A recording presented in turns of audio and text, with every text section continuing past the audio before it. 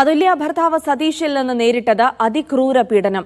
കസേര കൊണ്ട് അടിക്കുന്നതും കത്തി ചൂണ്ടി ഭീഷണിപ്പെടുത്തുന്നതും ദൃശ്യങ്ങളിൽ കാണാം. അതുല്യ തന്നെയാണ് മർദ്ദനത്തിന്റെ ദൃശ്യങ്ങൾ പകർത്തിയത്. മനസാക്ഷി മരവിപ്പിക്കുന്ന പീഡനങ്ങളാണ് ഭർത്താവ് സതീഷിൽ നിന്ന് അതുല്യ നേരിട്ടത്.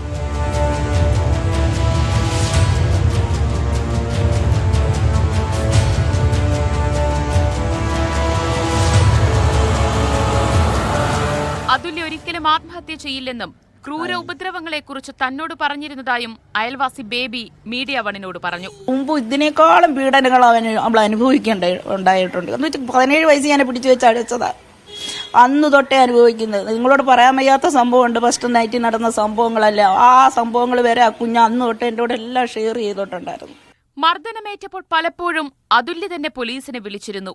എന്നാൽ സതീഷ് തന്നെ ഇടപെട്ട് ഇതിൽ നിന്ന് അതുല്യയെ പിന്തിരിപ്പിച്ചെന്ന് സഹോദരി ഭർത്താവ് ഗോകുൽ രാജ് മീഡിയ വണ്ണിനോട് പറഞ്ഞു.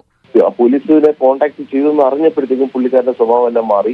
അതുല്യ എടുത്ത് കൈയും കാലും പിടിച്ച് കരഞ്ഞ് ഭയങ്കരമായിട്ട് സോപ്പിട്ട് അങ്ങനെ അതുല്യെ കൊണ്ട് തിരിച്ച് പോലീസിനെ വിളിപ്പിച്ചിട്ട് പറഞ്ഞ് കുഴപ്പമില്ല സാർ, ഇനിയിപ്പോ വരണ്ട എന്നുള്ളതാണ് അതുല്യ അമ്മടുത്ത് പറഞ്ഞത്. ഒരു വട്ടം ഷാർജയിലും നിയമ നടപടികളുമായി മുന്നോട്ടു പോകാനാണ് കുടുംബത്തിന്റെ തീരുമാനം.